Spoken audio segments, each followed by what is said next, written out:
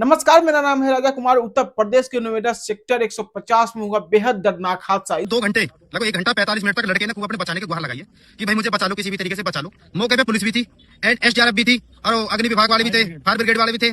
किसी ने उसकी मदद नहीं करी। बोल रहे थे ठंडा पानी है, हम नहीं जाएंगे अंदर, इसमें सरिया है, अंदर हम नहीं जाएंगे। ठीक है जी। इस मौत का जिम्मेदार सच्चाई बताए तो सरकारी महकमा है। क्या सिस्टम पूरी तरह से खोखला होते जा रहा है कि इस तरह से ध्यान नहीं दिया जाता है कि एक सॉफ्टवेयर इंजीनियर की जान चली जाती है। जान चली नहीं जाती है बल्कि ले ली जाती है। आपको बता दें कि प्रशासन के रहते हुए भी जान चले जाना, ये किस तरह का बात है। ये प्रशासन पे बहुत बड़ा गंभीर सवाल उठ रहा है कि प्रशासन जब वहां पे था, जब प्रशासन आ गया, प्रशासन के सामने इस तरह से जब एक 27 साल के युवराज मेहता का जान जाते हुए 27 साल का युवराज मेहता लगातार ये गुहार लगाता है कि हमें बचा लीजिए, हम डूब रहे हैं, फिर भी प्रशासन सुनता रहता है। प्रशासन क्यों नहीं गया बचाने। आपको बता दें कि उत्तर प्रदेश के नोएडा में जो ये हादसा हुआ 17 जनवरी की रात 12 बजे के बाद ये घटना हुआ है। आपको बता दें कि उत्तर प्रदेश के नोएडा सेक्टर 150 में 17 जनवरी को रात बताया जा रहा है ये घटना हुआ। सॉफ्टवेयर इंजीनियर युवराज मेहता जब वो अपने कार से, अपने ड्यूटी से जब वो आ रहे थे, तो उसी वक्त कार का नियंत्रण पूरी तरह से बिगड़ जाता है, डिवाइडर से जाकर टकरा जाता है और सीधे वो जो कार रहता है, जो बताया जा रहा है कि 70 फीट नाला में जाकर गिर जाता है, यानी ज्यादा गहरा पानी रहता है, वहां पर जाकर ये कार गिर जाता है। कार गिरने के बाद युवराज मेहता किसी भी तरह से अपने कार से बाहर निकल के छत पे चले जाते हैं, कार के छत पे, और उसी वक्त अपने पापा के पास फोन लगाते हैं, पापा मुझे बचा लो, हम गिर चुके हैं। तो पिताजी कहते हैं कहां पे हो, तो सेक्टर 150 के पास जो नाला है वहीं पे हम गिर चुके हैं। पिताजी उसी वक्त उस घटना स्थल पे जाते हैं और बताते हैं कि बेटा तू हो। उसी वक्त डायल 112 पर कॉल करते हैं और पूरे घटना की जानकारी देते हैं कि इस तरह से जो हमारे बेटे जो है जो पानी में डूब रहा है और कार पूरी तरह से पानी में चल गया और हमारे बेटे को निकाला जाए किसी भी तरह से। प्रशासन 20 से 25 मिनट के अंदर में वहां पे चलाती है। फायर ब्रिगेड की टीम से लेकर एसडीएफ की टीम और कई सारे वहां पे प्रशासन आ जाते हैं। जब ये घटना होता है 12 बजे के बाद ये घटना हो जाता है, तब बताया जाता है कि 1 से 2 घंटे तक, फिलहाल 1 से 2 घंटे तक वो जो युवराज मेहता जो 27 साल का युवा लगातार ये गुहार लगाते हैं कि पापा मुझे बचा लो, हम मरना नहीं चाहते, हम डूब रहे हैं, हमें पिताजी किसी भी तरह से प्लीज में बचा लीजिए। उसी वक्त प्रशासन में एक लापरवाही बहुत बड़ा ये देखा जा रहा है कि जब उस वक्त जब पिताजी उनको ये कह देते हैं कि प्रशासन को कि हमारे जो बेटे हैं जो सेक्टर 150 का जो नाला है नोएडा में वहां पे गिर चुका है, तो क्या प्रशासन को तो पूरी अपनी जो सुविधा है वो लेकर आना चाहिए। प्रशासन क्या वहां पे हाथ डोलाते हुए आ गया उत्तर प्रदेश के प्रशासन? क्या उत्तर प्रदेश के प्रशासन सिर्फ इनकाउंटर स्पेशलिस्ट है जिसके कारण सिर्फ इनकाउंटर के लिए जाना जाता है? क्या किसी को जान नहीं बचा सकते हैं? आपको बता दें कि यही घटना हुआ कि जब वो प्रशासन जब वहां पे आते हैं तो ये कहते हैं कि ठंडा पानी हम अंदर नहीं जा सकते हैं, इसके अंदर कितने सारे छड़िया है हम नहीं जा सकते हैं। सभी प्रशासन वहां पे ठप हो जाते हैं, आंखों के सामने देखते रहते हैं, कितने सारे लोग वहां पे आते हैं पर कोई नहीं जाता है बचाने के लिए। पर एक ऐसा युवा आता है जो डिलीवरी बॉय का एजेंट रहता है और जब वो आता है तो पूछता है कि यहाँ पे क्या हुआ है, तो उनको सामने देखा जाता है कि कार में एक जो युवराज मेहता है जो डूबते हुए जा रहे हैं।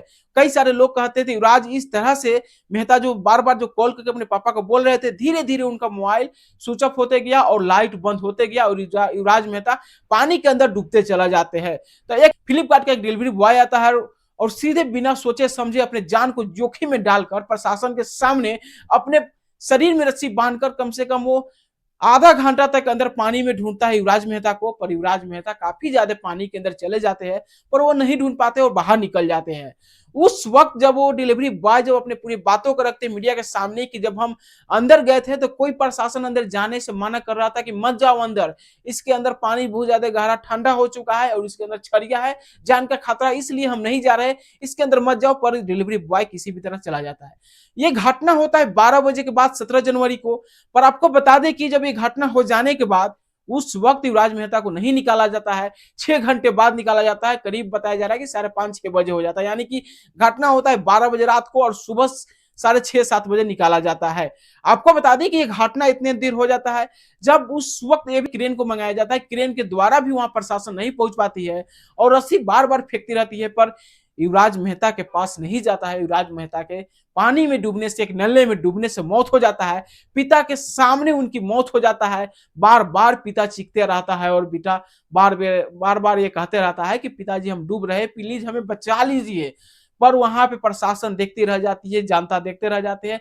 पर उसी एक बहुत बड़ा ये सिस्टम का लापरवाही देखा ये जा रहा है कि अगर आग के सामने, अगर जब 2 घंटा टाइम था उस वक्त, तो प्रशासन क्यों नहीं कुछ कर पाया? प्रशासन पानी के अंदर क्यों नहीं गया? क्या प्रशासन इतना डर गया था कि अगर पानी के अंदर हम जाएंगे तो हमारा जाने का खतरा हो सकता है, पानी ज्यादा ठंडा है, ठंड में हम नहीं जाएंगे? इस तरह के उत्तर प्रदेश के प्रशासन पे गंभीर फिर से सवाल उठ रहा है, गंभीर आरोप भी लग रहा है। इस तरह से प्रशासन पर विश्वास उठ जाएगा लोगों को कि प्रशासन, अगर हम कहीं भी डूब रहे हैं या कहीं कुछ हो रहा है तो प्रशासन आएंगी, सिर्फ देखेगी, पर हमें मदद नहीं कर सकती है। जिसके कारण अभी सेक्टर 150 नोएडा के लेकर काफी ज्यादा चर्चा हो रहा है कि इस तरह से डिवाइडर में टकराने से एक बहुत बड़ा सॉफ्टवेयर इंजीनियर युवराज मेहता 27 साल का था, जिनका मौत हो जाता है पानी में डूबने से। आपको बता दें कि इससे पहले भी एक जो ट्रक था जो सीधे नाले में जाकर गिर गया, सिर्फ उसी जगह पे, पर प्रशासन उस वक्त ध्यान नहीं दिया। क्या वहां पे कोई ब्रिकेट नहीं लगाया गया? वहां पे प्रशासन थोड़ा भी नहीं ध्यान दिया? जो भी काम चल रहा है वहां के इंजीनियर वगैरह कोई ध्यान नहीं दिया। सिर्फ ये पैसे के लिए सब काम करता है। किसी का जान चला जाए, किसी का कुछ भी हो जाए, वो कुछ ध्यान नहीं दे सकते, सिर्फ उन लोगों को पैसा आना चाहिए। पर आपको बता दें कि इन सभी लोगों पर कड़ी कार्रवाई होना चाहिए। उत्तर प्रदेश के सीएम इस पर ज्यादा ध्यान देना चाहिए, योगी सरकार को, कि इस तरह से जो खोखला सिस्टम क्यों होते जा रहा है। अगर जब टाइम था जब 1.5 से 2 घंटे, तो क्यों नहीं युवराज मेहता को बचाया गया? इस तरह से क्यों सॉफ्टवेयर इंजीनियर उनके पिताजी की आंख के सामने अपने बेटा को मौत देखे? यूपी पुलिस पर फिर से एक बहुत बड़ी गंभीर आरोप यह लग रहा है कि जिस फ्लिपकार्ट के डिलीवरी बॉय ने पूरे मामला को जानकारी दिया था, बताया था कि इस तरह से हुआ, प्रशासन की बहुत बड़ी लापरवाही है यहाँ पे, पर उस फ्लिपकार्ट बॉय को बताया जा रहा है कि यूपी पुलिस ने, नोएडा पुलिस ने उसे उठाकर थाने में लेकर चला जाता है। थाना में इसलिए लेकर जाता है कि जो तू बयान दिया है पूरा पलट दो, इस बयान से कहो कि प्रशासन पूरी तरह से मदद कर रही थी, पर उस युवराज मेहता को हम नहीं बचा पाए, इसे बदल दो। क्या करे वो बेचारे, 5 घंटे थाना में रखने के बाद पूरी तरह से बयान बदल देते हैं कि नहीं, प्रशासन पूरी तरह से हेल्प कर रही थी, मदद कर रही थी, पर नहीं बचा पाई। तो इस तरह से बताया जा रहा है कि प्रशासन ने भी दबाव दे दिया फ्लिपकार्ट बॉय पे कि इस तरह से तो अपने बयान को बदल दो, चेंज कर दो। इस तरह से गंभीर आरोप लग रहा है प्रशासन पे भरोसा उठ जाएगा। प्रशासन के दबाव के कारण फ्लिपकार्ट डिलीवरी बॉय ने भी अपना बयान को बदलते हुए फिर से ये कह रहा है कि नहीं, प्रशासन तो मदद कर रहा था।